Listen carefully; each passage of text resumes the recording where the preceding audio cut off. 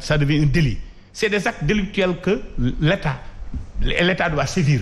Et nous ne sommes jamais contre ces actions-là. Donc, s'il y a des commerçants, qu'ils soient membres de l'UNACOIS ou non, qui font ces choses-là, c'est répréhensible. Alors, histoire de vous taquiner, ça veut dire que vous avez déjà commis un délit. Ah, allez-y. Oui, vous avez déjà commis un délit. Parce que, non, ça, c'est pas de la spéculation.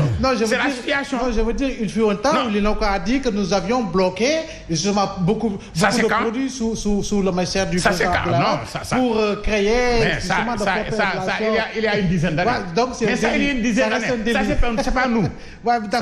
Alors, Maître Massorona, et déjà que une majorité de la population est mal nourrie, ben à ce rythme, on risque de devenir de véritables crève-la-faim. Et parce que si aujourd'hui le prix du lait est multiplié par 2, le sac du riz par 3, le sac de pommes de terre pareil, le sac d'oignons pareil, mais les consommateurs vont continuer de trinquer à ce rythme-là. Vous avez raison de dire cela. C'est évident que les populations ne sont pas protégées. C'est comme si on n'a pas pitié du tout. On ne s'occupe pas de la situation des populations. Parce que non seulement on veut mettre tout sur le dos de la pandémie. Tout n'est pas sur le dos de la pandémie, parce qu'avant la pandémie, c'était les mêmes comportements. C'est ça. C'était les mêmes comportements à la limite délictuels, mais que l'État laisse faire. L'État laisse trop faire. On vous parle d'économie libérale, mais les denrées stratégiques, denrées qui sont de première nécessité, où il y a une réglementation qui dit que l'État doit réguler, où l'État doit fixer d'autorité des produits. Vous avez vu, il y a quelques mois, on avait augmenté les produits les médicaments.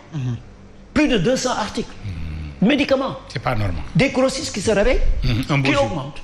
Parce qu'ils disent que oui, il y a les taxes portuaires, il y a la surestarie. La surestarie, c'est quand tu laisses ta marchandise trop longtemps au port. Le magasinage, surestarie, etc. Ils se réveillent, ils mettent tout le monde devant le fait accompli. L'État, les populations, et ils augmentent. De façon très importante. Et les pharmaciens n'étaient même pas d'accord. Donc il a fallu se bagarrer pour que l'État puisse intervenir. Ça, c'est un exemple. Les autres exemples, j'ai parlé du pain. C'est la même chose pour le ciment, c'est la même chose pour le fer et tout ça, la viande. Chacun fait ce qu'il veut. C'est pas parce qu'on est dans une économie globalement libérale, dans le monde entier, qu'au Sénégal, avec les textes qu'il y a, qu'on laisse faire ce qui se fait.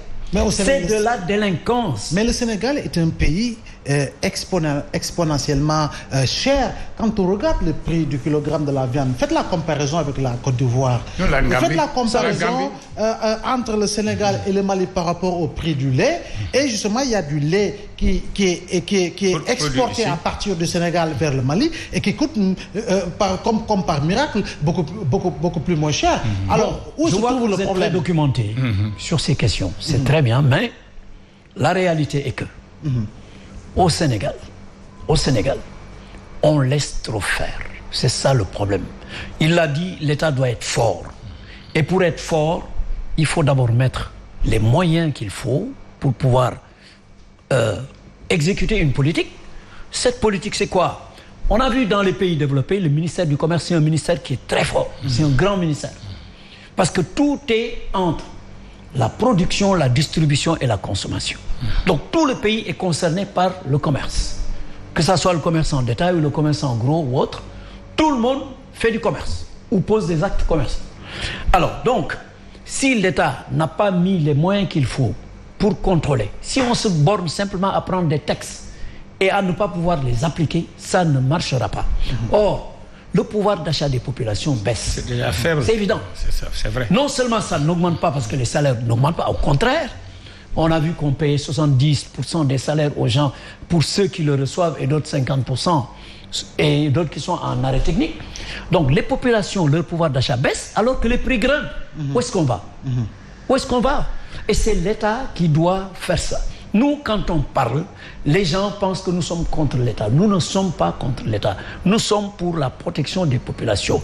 Vous prenez l'eau, vous prenez l'électricité, surtout dans le monde rural. Le loyer. Mais je lance d'ailleurs un appel de solidarité au monde rural.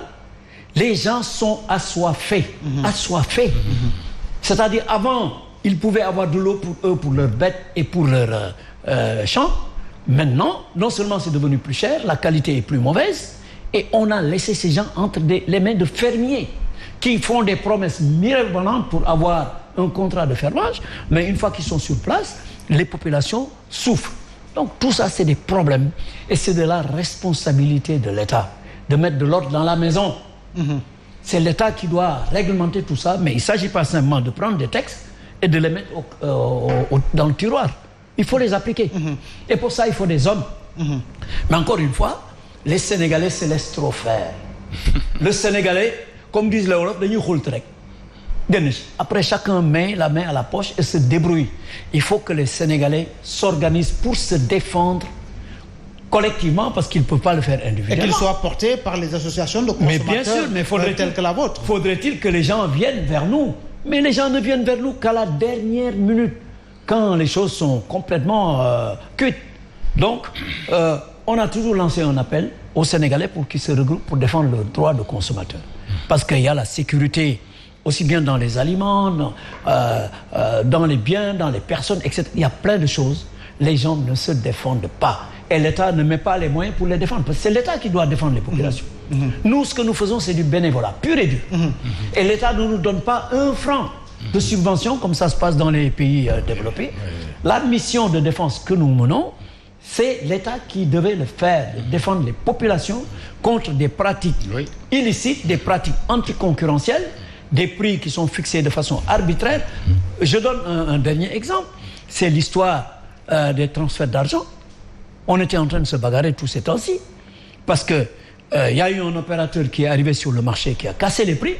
Les autres ont essayé de suivre, mais les prestataires qui ont permis d'étendre le réseau de ces opérateurs dans les coins, dans tous les coins, dans les rues, dans les quartiers et partout, ils ont vu leurs revenus baisser et les opérateurs ne leur payent pas ce qu'il faut, au lieu que l'État intervienne pour réguler. Parce que c'est l'argent des populations. C'est l'argent des populations, c'est de l'argent qui circule par voie de télécommunication. Nous avons interpellé tous les ministères concernés.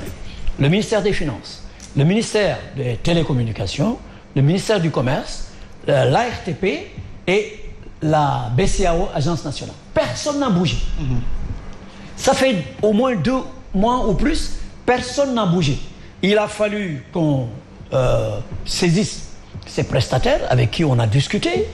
Ils nous ont expliqué les problèmes qu'ils ont, mais c'est l'État qui doit intervenir. Sinon, eux, ils ont créé leur tarif qui vient en augmentation des frais que nous payons quand nous déposons de l'argent ou quand nous envoyons de l'argent. Effectivement, c'est inadmissible. Et j'en connais quelques prestataires qui ont décidé justement d'abandonner ces métiers pour aller justement faire autre chose. Parce qu'en réalité, ils souffrent beaucoup. Alors, Aladien, vous, consommateurs, en fait, commerçants, est-ce que vous avez l'idée en tête qu'en réalité, je ne dis pas tout le monde, que certains menacent la survie de plusieurs familles sénégalaises? Mais bien sûr, par contre, moi, Maître a dit qu'on dirait que la pandémie a bon dos. Mais moi, je suggère qu'on apprenne quelque chose de la pandémie. L'État ici a bon dos. Non, je ne parle quand je parlais de l'État, je parlais de l'État. Mais je dis qu'on doit apprendre de la pandémie. Je peux parler de l'État, ça ne me gêne pas, puisque moi, je suis un citoyen. Mais on doit apprendre quelque chose de cette maladie. C'est-à-dire, c'est depuis 2 ans qu'on a su que